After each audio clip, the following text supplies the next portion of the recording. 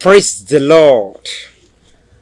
Orúkọ mi ni Apostle Òjó Olúmídé Michael láti iléeṣẹ́ ìránṣẹ́ Excellent Salvation Evangelical Church of Christ. Ẹ jẹ́ kí a gbàdúrà. Orúkọ Jésù. Ọlọ́run á gbé ọ̀gá fún oore ọ̀fẹ́ tí a rí gbà ní ìṣẹ́jú yìí. Olúwa gbọ́ ọpẹ́ wa. Bí a ṣe ń kọjá lọ, Ọlọ́run máa bá wa lọ. Ìwàláàyè rẹ àti òtítọ́ agbára ọ̀rọ̀ rẹ ó yá fi tú wa sílẹ̀. Ògo fún orúkọ yín Olúwa. Àwọn tó ń wò mí tí ń gbọ́ mi yìí sọ wọ́n di alábùkún fún Jésù Olúwa wa. Àmín. Inú mi dùn láti rí yín ní ìní àti fún yín láti gbọ́ mi. Báyìí mo fẹ́ kẹ́ jẹ́ ká jọ lọ sínú ọ̀rọ̀ Ọlọ́run láti kíyèsí abala àkórí èyí tí ó jẹ́ alágbára nínú ohun rẹ̀ tí mo pè ní agbára ìyìn, power of praise, agbára ìyìn. Ẹ jẹ́ ká jọ kọjá lọ sínú ìwé Dáníẹ́lì orí kẹrin, Dáníẹ́lì orí kẹrin ẹsẹ̀ kejìdínlọ́gbọ̀n títí dé ìsàlẹ̀. Dáníẹ́lì orí kẹrin, Daniel chapter 4 verse 28 downward. Gbogbo èyí dé bá Nebukadnesari ọba lẹ́yìn oṣù méjìlá ó rìn kiri lórí ààfin ìjọba Bábélì. Ọba sì dáhùn ó sì wí pé kò ṣe pé èyí ni Bábélì ńlá tí èmi ti fi líle agbára mi kọ́ ní ilẹ̀ ìjọba àti fún ògo ọláńlá mi. Bí ọ̀rọ̀ náà sì ti wà lẹ́nu ọba, ohùn kan fọ̀ láti ọ̀run wá pé Nebukadnesari ọba, ìwọ ni a sọ fún pé a gba ìjọba kúrò lọ́wọ́ rẹ̀. Bàbá tí à ń pè ní Nebukadnesari yìí, nínú ìjọba rẹ̀ a fi agbára fún láti kọ́ Bábélì. Ọlọ́run yọ̀ǹda gbogbo orílẹ̀-èdè àyíká àti agbègbè láti máa sìn bí ó tilẹ̀ jẹ́ ọba kèfèrí. Gbogbo orílẹ̀-èdè yòókù wà ní abẹ́ àtẹ́lẹsẹ̀ rẹ̀. Ó wá wòye pé agbára òun ni. Má gbàgbé o, agbára yìí. Ó wò wípé ọlá ńlá òun ni. Ó yan, ó ju agbádá rẹ̀, ó fi ara rẹ̀ hàn pé èyí nílé tí mo ti fi agbára mi kọ́. Lójú kan náà òun fọ̀ láti ọ̀dọ̀ Ọlọ́run sí pé a gba ìjọba kúrò ní ọwọ́ rẹ̀. Ọ̀pọ̀lọpọ̀ ìgbà tó yẹ kí ìwọ bàbá màmá tó ń wò mí yìí kó o fi ìyìn fún Olódùmarè. Ǹjẹ́ ìyìn jáde lẹ́nu rẹ bí? Ìjọ wo lo tiẹ̀ jí ní kùtùkùtù òwúrọ̀? Ọ̀pọ̀lọpọ̀ màmá ló wò wípé ìṣòro tó dé bá òun, baálé ilé mi ni ò fẹ́ mi, ọkọ mi lènìyàn búburú. Ìjọ wo lo tiẹ̀ jí tó sọ wípé baálé ọkọ mi ẹ ṣeun mi àná? Ìjọ wo lo give thanks tó fi ìyìn fún ẹni tó yẹ kó o fi ìyìn fún? Káwá tó sọ Ọlọ́run ọ̀gá ògo. Nínú ilé tó kọ́ só fi ìyìn fún Ọlọ́run. Ní ipò tó wà só fi ìyìn fún Ọlọ́run. Ní ìrìn àjò tó ń rìn lọ́wọ́lọ́wọ́ só ń fi ìyìn fún Ọlọ́run. Ó rò wípé líle agbára rẹ lówó tó ní. Ó rò pé ọgbọ́n orí rẹ nípò tó wà. Ìwọ tilẹ̀ rò wípé nítorí ipò òṣèlú kan tàbí èkejì tó wà, òun ló fi agbára tó wà nípò yẹn fún ọ. Kíyèsí, Ọlọ́run nìkan ló yẹ láti fi ìyìn fún. Bíbélì tẹ̀síwájú.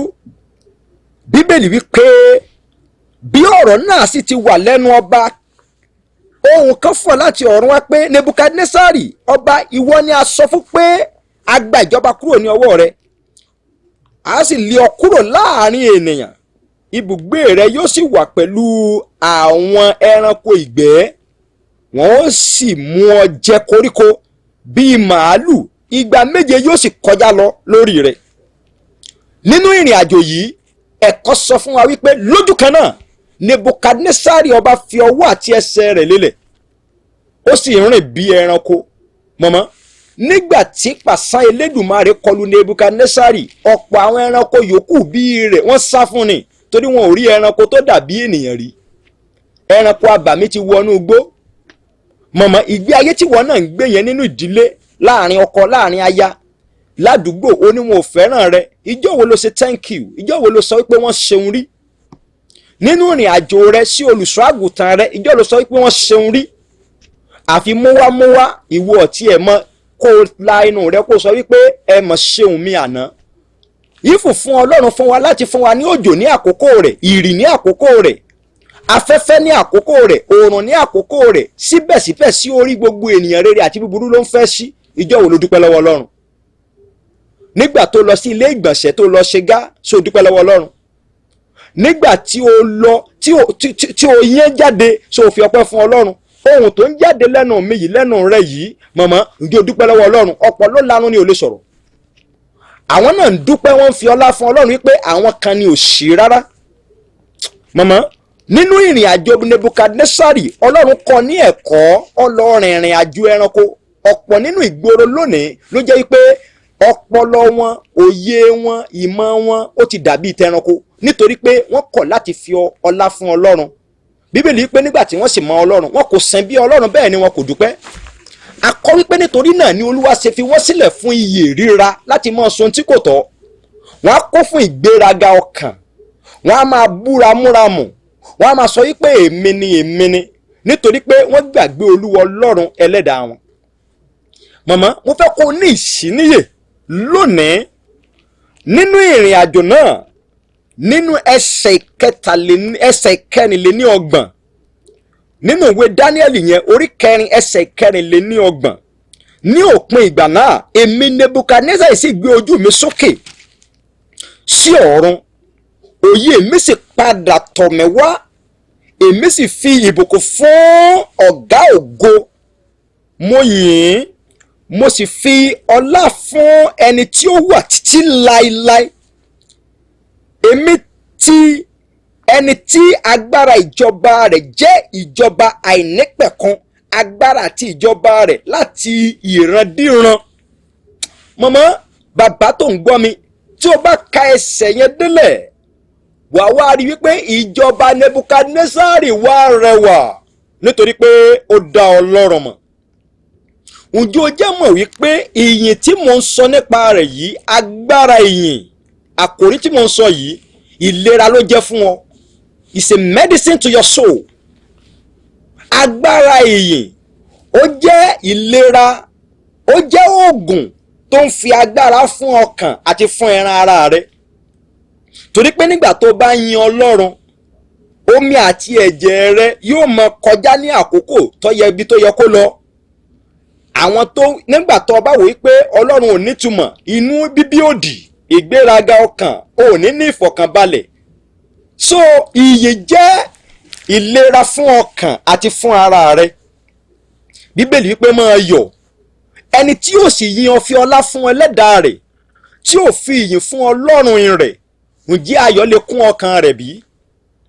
Ẹni tó wò wípé kò sí téèyàn ṣe fún un, tàbí tó wò wípé kò sí tí ẹlẹ́dàá ṣe fún òun, ǹjẹ́ ayọ̀ lè kún ọkàn rẹ̀ bí? Níwọ̀n ìgbà tí o bá ti lè tẹ̀lé èyí, á jẹ́ agbára fún ọkàn rẹ̀. Ǹjẹ́ o jẹ́ mọ̀ wípé agbára ìyìn ó ní ìṣẹ́gun fún ènìyàn? Nínú ìwé Kíróníkà kejì, 2 Chronicle chapter 20 starting from verse 1. Ogun dìde sí Jèhóṣáfátì, ó ní ó sì ṣe lẹ́yìn èyí ni àwọn ọmọ Móábù àti àwọn ọmọ Ámónì àti nínú àwọn ọmọ Édómù pẹ̀lú wọn gbé ogun tọ̀ Jèhóṣáfátì wá. Nígbà náà ni àwọn kan wá, wọ́n sì wí fún Jèhóṣáfátì pé ọ̀pọ̀lọpọ̀ ènìyàn ń bọ̀ wá bá ọ láti apá kejì òkun, láti Síríà. Sì kíyèsí, wọ́n wà ní Asasontamari tí í ṣe Engedi. Jèhófà sì bẹ̀rù láti fi ara rẹ̀ sí àti láti wá Olúwa. Ó sì kéde àwẹ̀já gbogbo Júdà.